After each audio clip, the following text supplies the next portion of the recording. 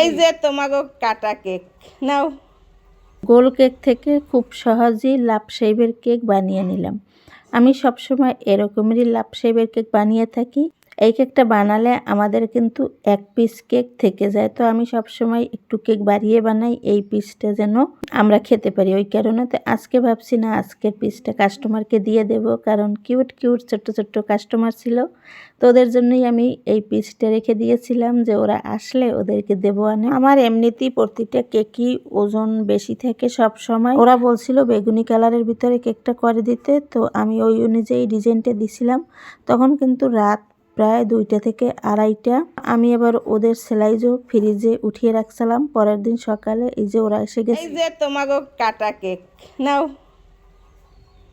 Box cake নিয়েছি একটা এবং 2 পাউন্ডের কেক। নাও কেক নাও, নাও হাতে নাও, হাতে নাও।